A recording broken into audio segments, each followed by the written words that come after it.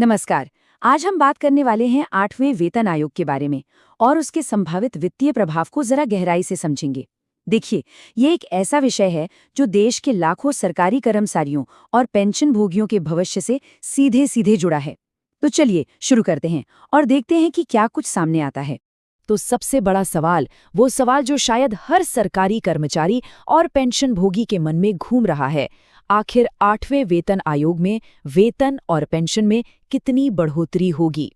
आज हम इसी सवाल का जवाब ढूंढने की कोशिश करेंगे कुछ आंकड़ों के विश्लेषण के जरिए। चलिए अब जरा मुद्दे की बात पर आते हैं। इन सभी अनुमानित बदलावों के पीछे जो एक मुख्य चीज काम करती है वो है फिटमेंट फैक्टर। जी हाँ, यही वो की मल्टीप्लायर है। वो एक तरह की जादुई संख्या है जो ये तय करती है कि पिछला मूल वेतन नए मूल वेतन में बदलकर कितना हो जाएगा। तो इसको बेहतर समझने के लिए आइए अपनी पहली केस स्टडी देखते हैं। यहाँ हम एक मिड लेवल कर्मचारी के वेतन को देखेंगे जिनका बेसिक पे यानी मूल वेतन 59,700 रुपये है।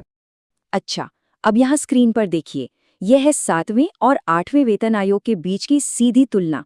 7वें कमीशन में कुल वेतन बनता है लगभग 1 लाख रुपए। अब 8वें कमीशन के अनुमान पर नजर डालें। यहाँ 1.66 के फिटमेंट फैक्टर के साथ नया बेसिक पे हो जाता है 99,102 रुपए। और सबसे जरूरी बात, जो महंगाई भत्ता यानी डीए था उसे अब बेसिक में ही मिला दिया गया है और जो एचआरए है वो अब इस नए बढ़े हुए बेसिक पर कैलकुलेट होगा। तो कुल मिलाकर वेतन पहुंच जाता है 1,09,012 रुपए पर। ये जो बार चार्ट है ना, ये इस बढ़ोतरी को और भी साफ साफ दिखाता है। देखिए, 7वें और 8वें कमीशन के बीच वेतन में कितना बड़ा उछाल नजर आ रहा है। ये कोई मामूली बढ़ोतरी नहीं है, बल्कि एक अच्छी खासी ठोस बढ़ोतरी है। और अब वो नंबर जिस पर सबकी नजर होगी।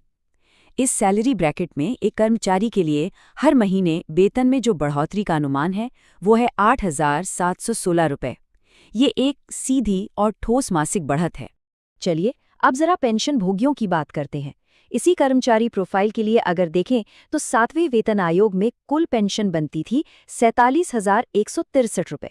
अब 8वें वेतन आयोग में नई मूल पेंशन बढ़कर हो जाती है 49,551 रुपये। और हाँ, इसमें डीए पहले से ही शामिल है। तो इसका मतलब ये हुआ कि इस कैटेगरी के एक पेंशन भोगी को हर महीने लगभग 2,398 रुपये की बढ़त की उम्मीद हो सकती है। अगर साल का हिसाब लगाएं तो ये लगभग 28,000 रुपये की सीधी बढ़ोतरी है। अच्छा, अब आगे बढ़ते हैं और देखते हैं कि ये सब एक जूनियर स्तर के वेतन पर कैसे लागू होता है।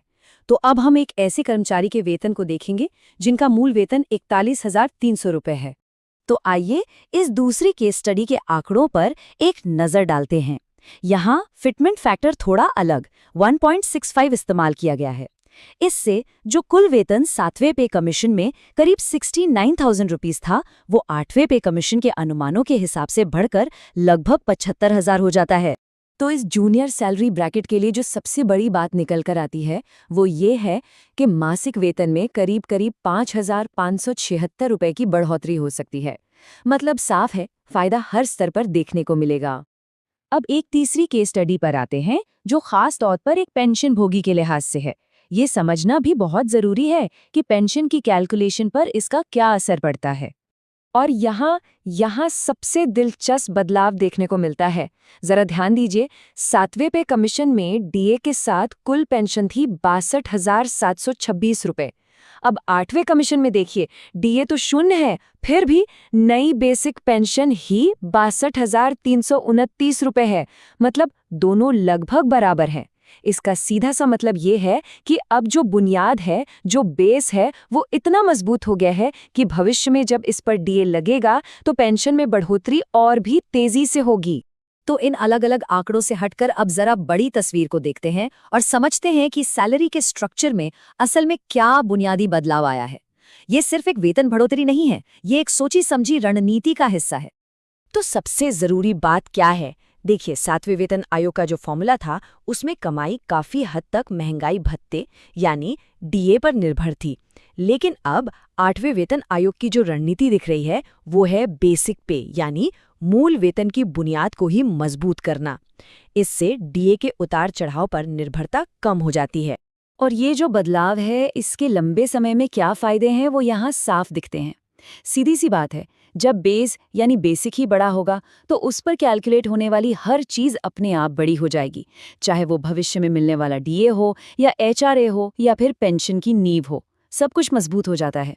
ये एक ज़्यादा स्थिर और भरोसेमंद सैलरी स्ट्रक्चर बनाता है।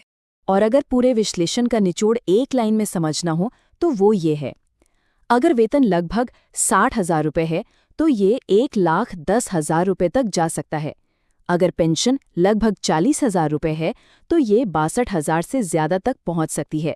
ये आंकड़े अपने आप में बता रहे हैं कि ये बदलाव कितना बड़ा हो सकता है। हाँ, एक बात साफ करना बहुत ज़रूरी है, ये जितने भी आंकड़े हैं ये सब अनुमान हैं, ये विश्लेषण और पिछले ट्रेंड्स पर आधारित हैं, ये कोई आधिकारिक घोषणा नहीं है। इन्हें यहाँ सिर्फ चीज़ों को समझाने के मकसद से दिखाया गया है। तो आखिर में एक सवाल सोचना तो बनता है, एक मजबूत बेसिक पे को नई नींव बनाने से ये पूरा बदलाव सरकारी कर्मचारियों के लिए लंबे समय में उनके वित्तीय भविष्य को कैसे बदल सकता है? ये सिर्फ एक बार की सैलरी हाइक से कहीं ज्यादा बड़ा मामला है। ये सरकारी कर्मचारियों और पेंशन भोगियों के लिए लंबे समय की वित्तीय स्थिरता और विकास की संभावनाओं को एक नया आकार कैसे देगा, ये देखना दिलचस्प होगा।